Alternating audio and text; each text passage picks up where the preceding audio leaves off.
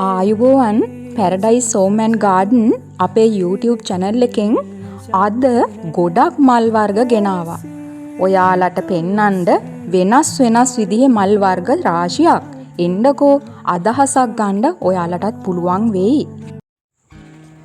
මුලින්ම බලලා ඉන්නකෝ මෙයාගේ ලස්සන. මෙයාව ඉතින් හම්බුනේ මට මල් ප්‍රදර්ශනයක අහම්බෙන්. ඉතින් මෙයා ගොඩාක් මිල අධික හින්දා මෙයාගේ පුංචි පැලයක් මාත් මිලදී ගත්තා. ඔයාලා දන්නවනේ ඉතින් ආස හිතුනොත් වටිනවා කියලා හිතුනොත් ඒ මිල වැය කරලා මං ඒ පැලේ ගන්නවා කියලා. සමහර වෙලාවට ඉතින් නොවටිනා ගණන් දීලා ආසාවට මල් අරගෙන පස්සේ පසුතැවිලි වෙන වෙලාවලුත් එනවා. මේ තියෙන්නේ ඇන්තූරියන්. ඔන්න ඉතින් ඇන්තූරියන් වලට ආස කරන ඔයාලට ගොඩාක් වර්ග බලා ගන්න පුළුවන් වෙයි. සමහර වෙලාවට මේ වර්ග මිලෙන් අධික ඒවා ඊට පස්සේ සාමාන්‍ය මිල ගණන් 30-40,000 ඊටත් වඩා වෙන ගණන් වගේ එක එක මිල ගණන් වලට ඇන්තූරියන් විකිනෙනවා. මගේ ළඟ නම් ඉතින් තියෙන්නේ සාමාන්‍ය මට්ටමේ ඇන්තූරියන් එකතුවක්. මං ඉතින් බොහොම පරිස්සමෙන් තමයි ඒගොල්ලන්ව බලාගන්නේ. සමහර වර්ගවල වටිනාකමට වඩා එයාලගේ පාට හැඩය තමයි ලස්සන. ඉතින් සෝබාදහම කියන්නේ විවිධත්වයේ එකතුවක්නේ.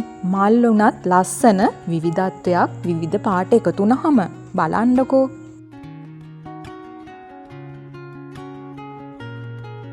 ඇන්තූරියන් හදන්න ආස කෙනෙක් නම් එක්කෝ තාමත් ඇන්තූරියන් වවලා නැත්තම් සාමාන්‍ය දේශීය වර්ග කීපයකින් පටන් ගන්නකෝ.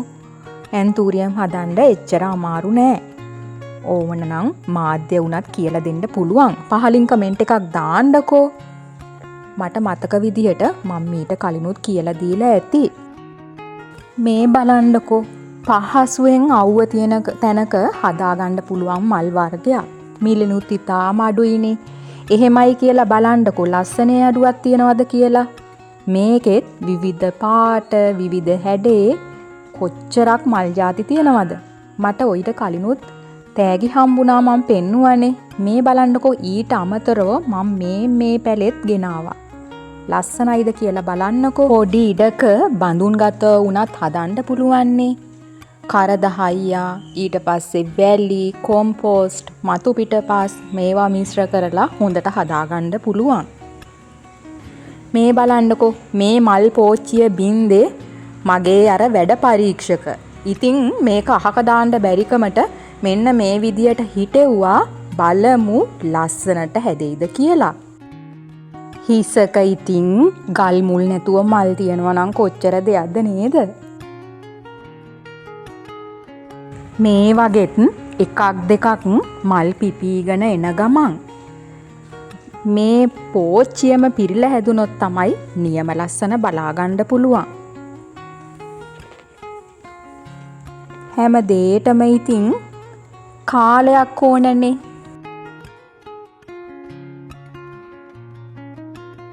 මේක මං හිතන්නේ පෝතෝස් වර්ගයක්. බලන්නකෝ තැන් දෙකකදී මම දැක්ක විදිහ. මේක හිටවලා තියෙන්නේ ලී කොට එක. මේක කලයක. හැබැයි මේක පිරිසිදුව ලස්සනට හැදුවා නම් හුඟක් ලස්සනට තියෙයි. ඔන්න මගේ ක්‍රමය. මෙයාව වහගෙන ඒ කියන්නේ කලේ වහගෙන මේක වැල විදිහට ගියාම තමයි ලස්සන.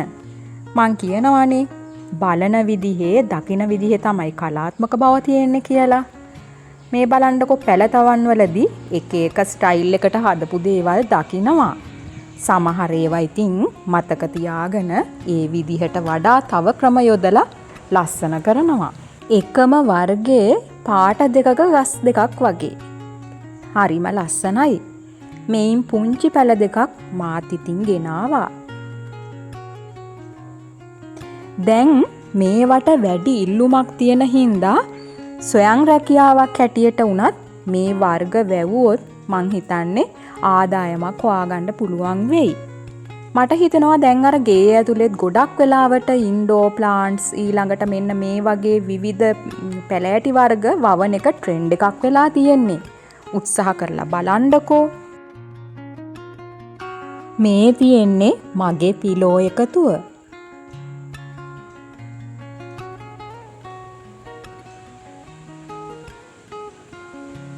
පිලෝ හදන හැටි හරිම ලේසි. හදන විදිහ, නඩත්තු කරන විදිහ මීට කලින් මං වීඩියෝ එකක් කරලත් ඇති. ලින්ක් එක පහලින් දාන්නම්කෝ. අපේ channel එකත් එක්ක එකතු වෙලා ඉන්න ඕගොල්ලෝ මීට කලිනුත් මේ ගහ දැකලා ඇති. ඇත්තටම මේක ටිකක් මිල ඇති ශාකයක්. ඒත් ඉතින් මං ඒකෙන් පැල කීපයක්ම හැදුවා. ගේ ඇතුළ අලංකාර කරන්නත් හරිම ලස්සනයි. දුර්ලභ වර්ග හින්දා බෝ කරගත්තාම ගොඩක් වටිනවා. මේ වර්ග ඒ තරම්ම වටින වර්ග නෙමේ. නමුත් ගේ ඇතුළට එහෙම ඉතාම ලස්සනයි හොඳට වැඩුණාම. මේ බලන්නකෝ මේ ශාකය ගොඩාක් හොඳට වැවිලා තියෙනවා. ඇත්තටම මම මිල අඩුවෙන් ගෙනල්ලා එක පැලයක් ඊට පස්සේ ලොකු වුණාට පස්සේ මම බෝ කරගෙනයි මේ තියෙන්නේ. මේ වර්ග නම් හැම තැනම තියෙන වර්ග සුලභ වර්ග. ඉතින් ඒත් ලස්සනේ අඩුවක් තියනවාද කියලා බලන්නකෝ. මගෙන් පිලෝ මිලදී ගත්ත අයත් දන්නවනේ. හොඳම පැල ඔයාලට දීලත් ඇති. තවත් අදහසක් කියන්නම්කෝ. තමන් ගාව වැඩිපුර තියෙන පැලයක් තවත් කෙනෙකුට දීලා එයාගෙන් තව පැලයක් වුවමාරු කරගන්නත් පුළුවන්නේ. ඉතින් බෝ කරගන්නත් ලේසි වර්ගයක්. මේ බලන්නකෝ. මේ වර්ගෙත් මම පැල කීපයක්ම බෝ කරගෙන තියෙන්නේ. මිදුලේ ලස්සන තැන් වගේම ගේත් හොඳ තැන් තෝරගෙන මේවා ස්ථානගත කළොත් ඇත්තටම ගේ ඇතුළත් පිටත් ලස්සනට තියාගන්න අපි හැමෝටම පුළුවන්. ඉතින් හිතලා බලන්නකෝ කොයි පැලේද කොතෙන්ටද හරියන්නේ කියලා.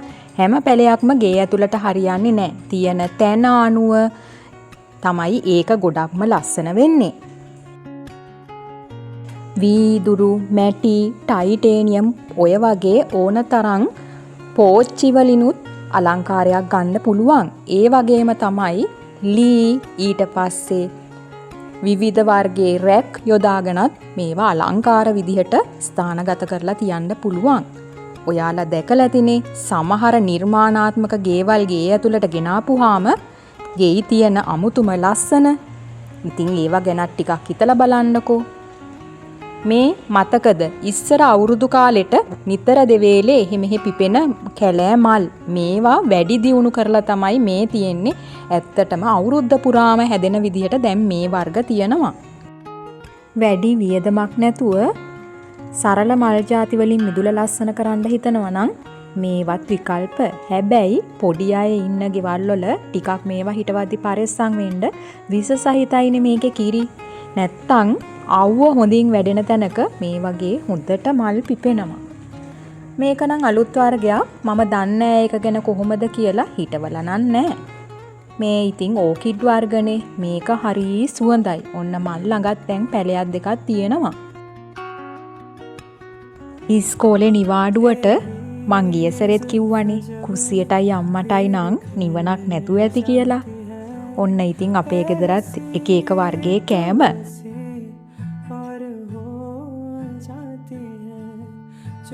මේ වගේ ගැඹුරු තෙලේ බදින කෑම වර්ග හැමදාටම නම් හොඳ නෑ. කලාතුරකින් ඉඳලා හිටලා මිසක්. එහෙම නේද? ඒ අතරේ මට කියාගෙන යන්නකෝ. දැන් ඉතින් දියේ පිපෙන මල් වලට ආස වෙච්ච අය. විවිධ වර්ගයේ විවිධ වර්ණයේ දියේ පිපෙන මල් වර්ගත් හරීම සුවඳයිනේ. හදිස්සියේ මං හින්දා ඒවට ආස වෙච්ච අය මට කමෙන්ට් කරන්නකෝ.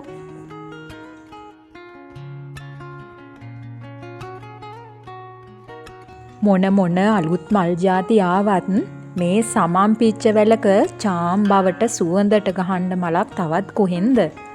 බුදු පුදට කියාපු මලක්නේ. හිටව ගන්න නම් අමතක කරන්නම එපා. මල් කීපයක් පිපුණත් මුළු මිදුලම සුවඳයි. මේ ගෝල්ඩන් බෙල් මල් වැල මේ ඉනිමග නගින්නේ ඉබි ගමනින් කියලයි මට නම් හිතෙන්නේ. තාමත් එතනමයි. මට හිතෙනවා සාර්ථකයි කියලා උඩක ඉඳන් පල්ලෙහාට එල්ලෙන්න මේක හිතෙව්වා නම්. ඔන්න ඉතින් ගෙදරම හදාගත්ත රසවත් චපාති මේවා එකම දවසක හදපු කෑම නෙමෙයි. දවස් කීපයක එක එක්කනාගේ කැමැත්තට ආසාවට හදපු පුංචි පුංචි කෑම. ගෙදරම සුවඳට රසට හැදෙනකොට තමයි ආස. බටර් චිකන් එක චපාති රෙසිපිය ඕන්නම් කියන්නකෝ. ඇත්තටම ඉතින් සුවඳට රසට තිබුණා. වෙනසක් අත්දකින්න නම් ඉතින් පුංචි පුංචි කෑම જાති try කරලා බලන්න ඕනනේ. හොයනවා බලනවා කියලා කොච්චරක් නම් එයාට වැඩද? කීයක් ගැන හොයලා බලන්නද? බලන්නකො වටේම ඔළුව කරකෝ ඉන්න හැටි. පාළුවට කාන්සියට වගේම ආදරේටත් කියාපු එක්කන. වෙන මොන මල් ಜಾති පෙන්නුවත් ඕකිඩ් පෙන්නුවේ නැත්තම් ඕගොල්ලෝ අහනවා කෝ ඕකිඩ් කුමාරිගේ ඕකිඩ් මල් කියලා. ඉතින් පුරුද්දක් හැටියට ඕකිඩ් අලුතෙන් පිපිලා තියෙනවා නම් ඔයාලට පෙන්නනවනේ. බලන්නකෝ පහුගිය දවසක මම ඕකිඩ් හදන හැටි කියලා දුන්නනේ. ආයෙත් ඕන නම් කියන්න. ගොඩක් අය කියනවා ඕකිඩ් වල මල් පිපෙන්නේ නෑ, කොළ විතරයි. ඔන්න ඔහොම ගොඩාක් මැසිවිලි. ඒත් මතක තියාගන්නකෝ ඕකිඩ් කියන්නේ ඊටාම පහසුවෙන් වවා ගන්න පුළුවන් අලංකාර මල් වර්ගයක්. මේ බලන්නකෝ මේ මල් කැට්ලියා මල් වගේමයි නේද? ඩෙන්ඩ්‍රෝබියන් වර්ගයක් කියලා කියන්නවත් පුළුවන්ද බලන්නකෝ මලේ හැටි දැක්කහම.